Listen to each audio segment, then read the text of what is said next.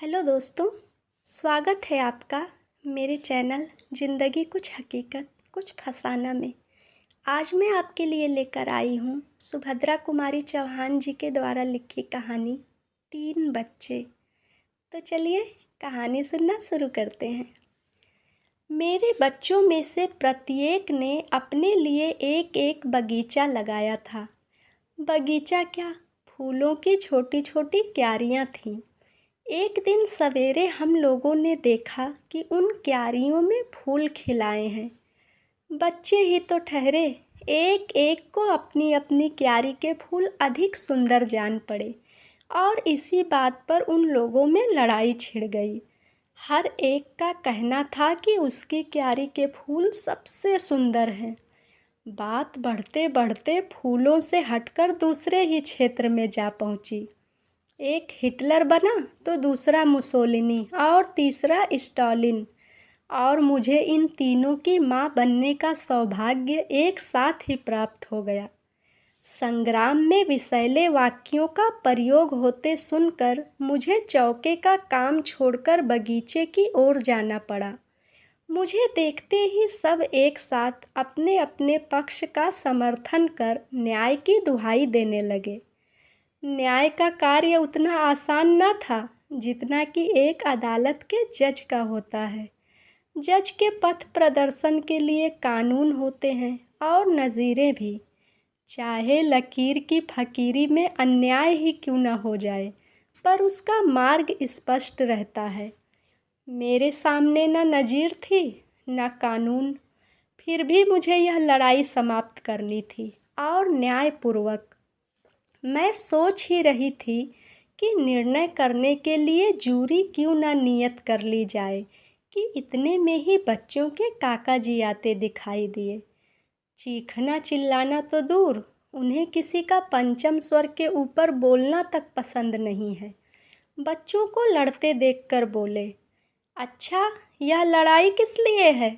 यदि तुम लोग लड़े भिड़े तो मैं तुम्हारी माँ को सत्याग्रह ना करने दूंगा। मेरे हिटलर मुसोलिनी शांत हो गए। माँ के बिना जिन्हें स्कूल जाने तक में कष्ट होता है, माँ के बिना जिनका काम नहीं हो सकता, वही मेरे बच्चे चाहते थे कि मैं सत्याग्रह करूं और जेल जाऊं।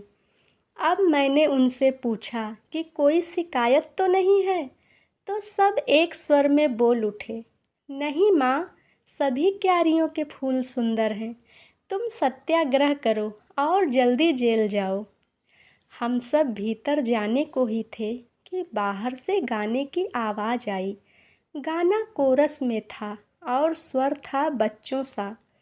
भगवान दया करना इतनी, मुरी नैया को पार लगा देना।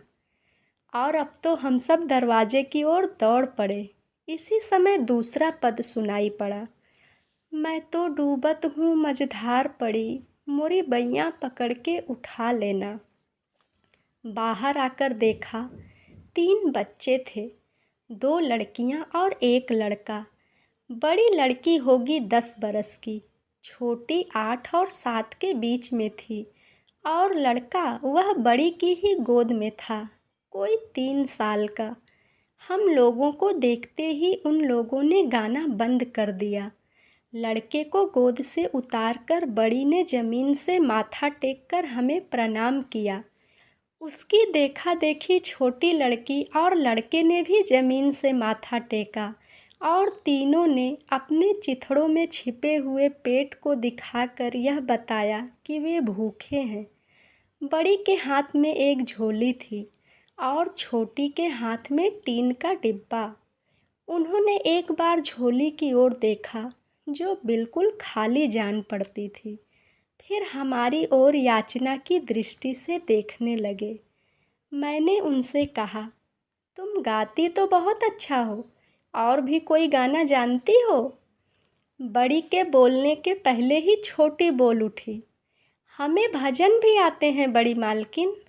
और आदेश पाए बिना ही वे दोनों गाने लगी, कमर कसले रे बिलोची, तेरे संग चलूँगी, तेरे संग चलूँगी रे, तेरे संग चलूँगी, कमर कसले रे बिलोची, मेरे साथ चलेगी तो तेरी अम्मा लड़ेंगी, हम लोगों की हंसी अब दबाए न दबी।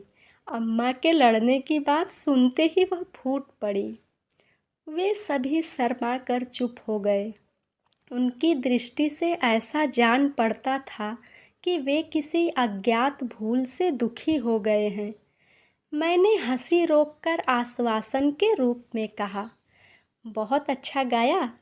मेरी बात सुनते ही वे फिर बैठकर लगे जमीन से माथा टेकने। मैंने पूछा, तुम्हें क्या चाहिए, पका हुआ खाना या कच्चा?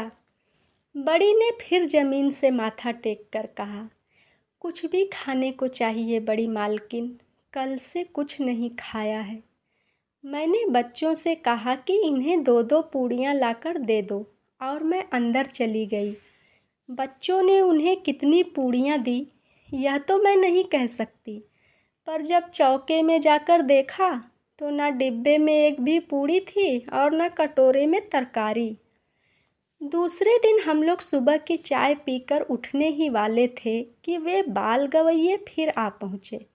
हमें कोमल स्वर में सुनाई पड़ा, सांवरिया हमें भूल गयो सखी सांवरिया, बिंद्रा बन की कुंज गलिन में बाज रही है बांसुरिया, सांवरिया हमें भूल गयो सखी सांवरिया।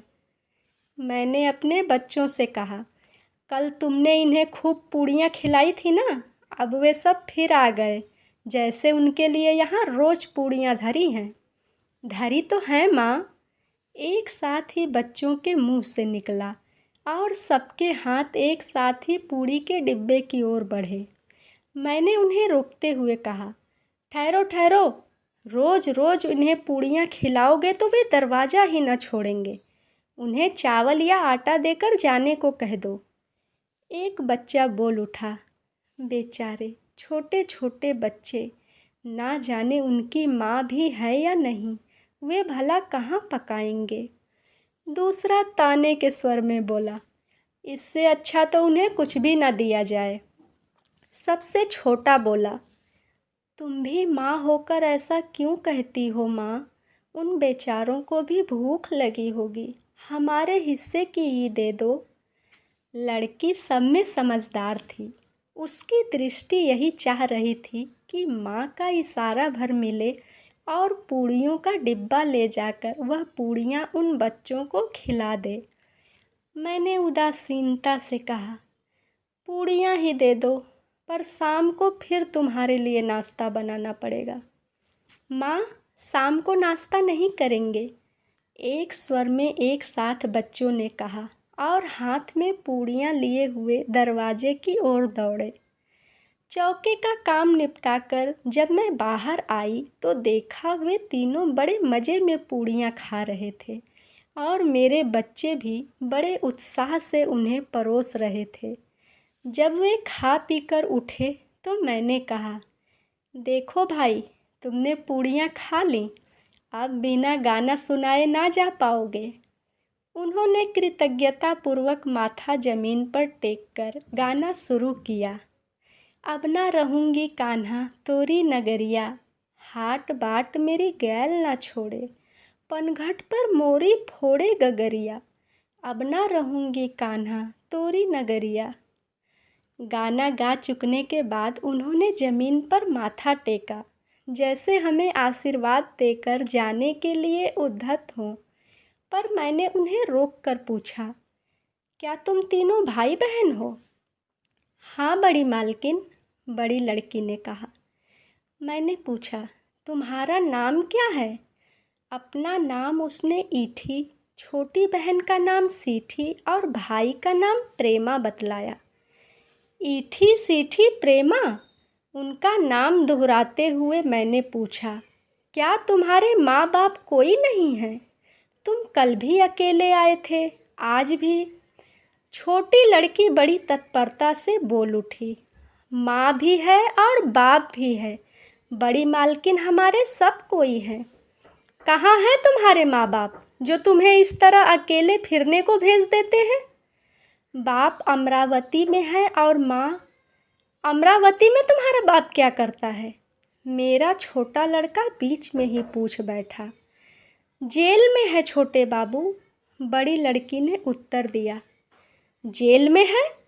मैंने कुछ अनास्था से पूछा। जेल क्यों हुई उसे?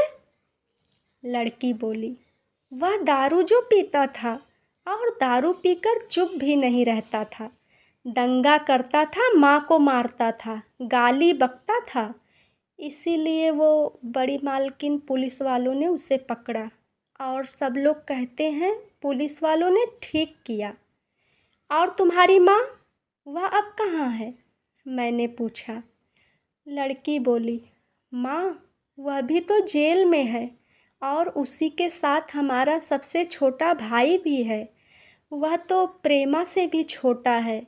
वह रोता नहीं, इससे अच्छा है। बेचारे बच्चे, मेरे मुंह से निकल पड़ा। माँ बाप दोनों जेल में और ये अनाथ सड़क पर भीख मांगते फिरते हैं।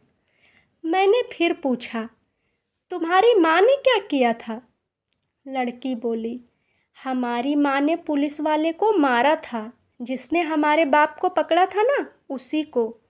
और फिर वे माँ को भी पकड़ कर ले गए। माँ के बिना हमको बुरा लगता है, पर यह प्रेमा तो रात दिन रोता ही रहता है। मैंने लड़के की ओर देखा। बेचारा छोटा सा बच्चा, मुश्किल से 3 बरस का, फटे चीथड़े में लिपटा हुआ, सिर में महीनों से तेल का नाम नहीं, रूखे बिखरे बाल, ना जाने कब से नहाया नहीं था। शरीर पर एक मैल की तह सी जम गई थी। गाल पर आंसुओं के निशान जमे हुए थे। आंसुओं के साथ साथ उस स्थान की मैल जो धुल गई थी। मुझे उस बच्चे पर बड़ी दया आई। मैंने उस लड़की से पूछा, तुम लोग अपनी माँ से जेल में मिलने नहीं जाती? छोटी बोल उठी, जाती हैं बड़ी मालकिन। बड़ी ने कहा, 3 महीने में एक बार मुलाकात होती है। एक बार मुलाकात करने गए थे। दूसरी बार 3 महीने के बाद जब हम लोग गए तो मालूम हुआ कि माँ को यहाँ के जेल में भेज दिया है। तो हम लोग सब काली माँ के साथ यहाँ चले आए। काली माँ भी भीख मांगती है। तुम लोग रात को कहाँ रहती हो? सोती कहाँ हो? तुम्हें डर नहीं लगता? मैंने पूछा। बड़ी लड़की ने कहा, जेल के पास एक नाला है। हम लोग रात को वहीं पुल के नीचे माँ की बातें करते करते सो जाते हैं। कभी कभी काली माँ भी आ जाती है, पर वह रोज नहीं आती। माँ की सज़ा कितने दिन की है? 2 साल की। बड़ी लड़की ने कहा, हम रोज जेल को देखते हैं। हमारी माँ वहीं तो है। जब माँ छूटेगी हम उसको साथ लेकर देश जाएंगे। एक प्रकार की खुशी से बालिका पुलकित हो उठी, जैसे अपनी माँ को लेकर वह सचमुच देश जाने की तैयारी कर रही हो।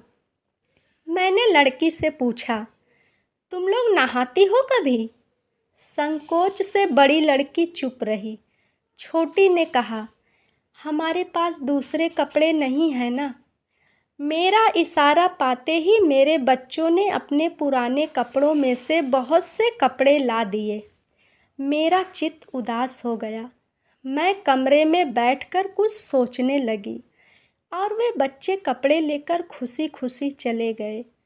कुछ दूर से गाने की आवाज़ आई। मैं तो डूबत हूँ मझधार पड़ी, मोरी बैयाँ पकड़ के उठा लेना। बहुत से सुंदर पद पढ़े लिखे और सुने थे, पर स्वर और आत्मा का ऐसा संयोग तो कहीं नहीं देखा था। शब्द और वस्तु का ऐसा मेल तो कभी चित्रित नहीं हुआ। मैं उन्हें बुलाने के लिए झपटी, पर तब तक वे दूर निकल गए थे। इस घटना के दूसरे ही दिन मैं भी युद्ध विरोधी सत्याग्रह करके जेल की अतिथि बनी। मेरे और बच्चों ने तो हंसी खुशी विदाई दी, पर सबसे छोटी मीनू बहुत छोटी होने के कारण मुझे छोड़कर घर में ना रह सकी, अतएव वह मेरे साथ हो गई। उस समय जबलपुर जेल में कोई अन्य राजबंदिनी ना थी। अकेले होने के कारण मैं अस्पताल में रखी गई। मेरी सेवा के लिए 2 साधारण स्त्री कैदीनें रात में मेरे साथ रहती थीं। दिन में सब लोग एक साथ रह सकते थे। कैद खाने की दुनिया भी एक विचित्र वस्तु है। यह कौन है? चोर है या यह चरस बेचती थी और इसने अपने नवजात शिशु की हत्या करने की चेष्टा की थी। पर माँ होकर वह हत्या कर सकती थी, इसका मुझे विश्वास न हुआ। और यह लड़की, यह तो अभी बहुत कम उम्र की है। इसने क्या किया था? इसने अपने पति और सास को जहर दिया था। मैं कांप उठी। विधाता, क्या ये सचमुच स्त्रियां हैं? तुम्हारी ही आज्ञा से इनका सृजन हुआ होगा। किंतु इसी समय जैसे कोई अंदर से बोल उठा, यह तस्वीर का एक ही पहलू है, इसके दूसरी ओर भी देखो। संभव है वे निर्दोष हो, संभव है वे देवियां हो। मेरी सेवा के लिए जो 2 स्त्रियां तैनात थी, उनमें से एक तो अल्हड़ थी, जिसे कुछ काम काज ना आता था, पर दूसरी समझदार थी, वह प्रौढ़ा थी। उसकी गोद में भी एक बच्चा था। वह बड़ी फिक्र से सब काम करती थी। वह अधिकतर चुप रहती थी, जैसे सदा मन ही मन कुछ सोचा करती हो। मीनू को तो उसने इस प्रकार हिला मिला लिया था जैसे वह उसी की बच्ची हो। उसका खुद का बच्चा पाँव पाँव चलता और मीनू चलती उसकी गोदी में। वह पानी भरती तो मीनू उसके साथ होती, दाल दलती तो मीनू उसके साथ, और बर्तन मलती तो मीनू भी उसके साथ छोटी छोटी कटोरियाँ और गिलास मलती दिख पड़ती। अंत में बात इतनी बढ़ी कि वह मीनू को अपनी पीठ से बांधकर झाड़ू देने लगी। उसका नाम था लखिया। लखिया और मीनू के इस स्नेह संबंध से लखिया के बच्चे को जो अभाव ज्ञात हुआ, उसकी पूर्ति में उसे मीनू के फल और मिठाइयाँ दे देकर करने लगी। वह प्रायः मेरे ही पास खेला करता। फल और मिठाइयाँ खाने से इस बच्चे को और पानी भरने, बर्तन मलने तथा बगीचा सींचने से मीनू को थोड़े ही दिनों में स्वास्थ्य लाभ होता दिखाई दिया। मैं बहुत सोचती थी कि यह लखिया कौन है, यह जेल क्यों आई। एक दिन अचानक मैंने नर्स से प्रश्न किया, जिसका उत्तर मिला, ओह, ये बड़ी खतरनाक औरत है, इसने पुलिस को मारा है, पुलिस को। पर हमने उसका दिमाग ठीक कर दिया है, आपको कोई तकलीफ़ तो नहीं देती। अचानक मुझे उन बच्चों की याद आ गई। उसकी माँ भी तो पुलिस को मारने के कारण जेल भेजी गई थी, और उसके साथ भी तो एक छोटा बच्चा था। पूछना मैंने कई बार चाहा, पर लखिया की गंभीर और उदास मुद्रा देखकर हिम्मत मेरी एक बार भी ना हुई। एक दिन रात को खूब पानी बरसा, खूब दहाड़ दहाड़ कर बादल गरजे और कड़क कड़क कर बिजली चमकी। मुझे अपने बच्चों की याद आ गई। छोटा लड़का डरा होगा। दूसरे पलंग पर सोने पर भी वह बादलों के गरजते ही मेरे पास आकर सो जाता था। इसके साथ मुझे उन तीनों बच्चों की भी याद आई जो बेचारे पुल के नीचे सोते थे। कहीं आगे सोचने की मेरी हिम्मत न पड़ी। मैंने प्रार्थना की, हे ईश्वर, सब माताओं के बच्चों को अच्छी तरह रखना और सबके बाद मेरे बच्चों की भी रक्षा करना। जेल में मेरे पास अखबार आया करते थे। जेल की सभी कैदी स्त्रियां लड़ाई की खबरें सुनने को उत्सुक रहा करती थीं। उन्हें विश्वास था कि एक दिन ऐसा होगा जब जेल के फाटक टूट जाएंगे और अवधि से पहले ही उनका छुटकारा हो जाएगा। मैं भी उन्हें यूरोप की लड़ाई और भारत के सत्याग्रह की खबरें सुना दिया करती थी। उस दिन शाम को अखबार आया और पढ़ते पढ़ते मेरा जी धक से रह गया। जबलपुर की ही खबर थी। कल रात एकाएक पानी बरसा और खूब बरसा। जेल के पास के नाले में 3 गरीब बच्चे बह गए। उन तीनों की लाशें मिली हैं।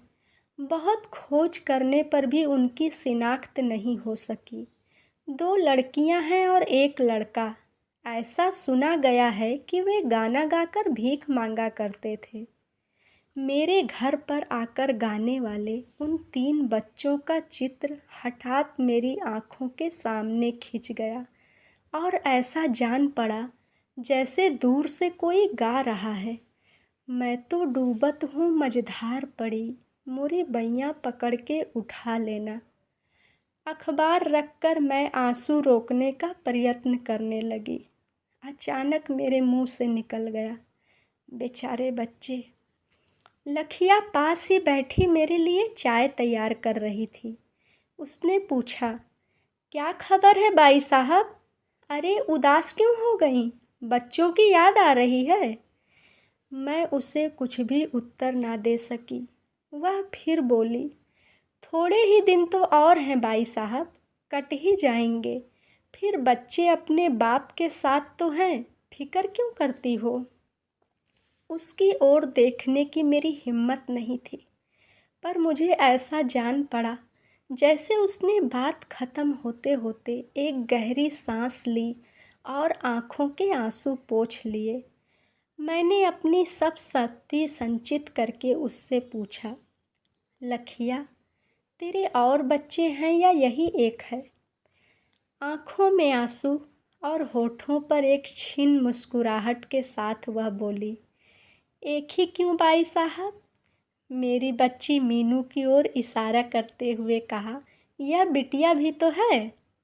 मैंने कहा, ये तो जेल के भीतर हैं, जेल के बाहर कितने हैं? लखिया एक गहरी सांस लेकर बोली, जेल के बाहर बाई साहब, वो तो भगवान के हैं, अपने कैसे कहूँ। और इसके बाद वह अखबार की खबर पूछती ही रह गई, पर मैं उसे कुछ भी न बतला सकी। कहानी समाप्त हुई। कहानी सुनने के लिए आपका बहुत बहुत धन्यवाद। दोस्तों, अगर आपको ये कहानी अच्छी लगी है तो इसे खूब ढेर सारा प्यार दें, खूब लाइक करें और अपने दोस्तों और परिवारजनों के साथ इसे शेयर भी करें। और हाँ, ऐसी ही अच्छी अच्छी कहानियाँ सुनने के लिए आप मेरे चैनल को सब्सक्राइब करना बिल्कुल भी ना भूलें और साथ में लगे बेल आइकन को भी प्रेस कर दें, ताकि मैं जब भी नई कहानी अपलोड करूं तो आप सबको नोटिफिकेशन मिल जाए। तो अब आप मुझे इजाज़त दीजिए, मैं आपसे फिर मिलूँगी किसी नई कहानी के साथ।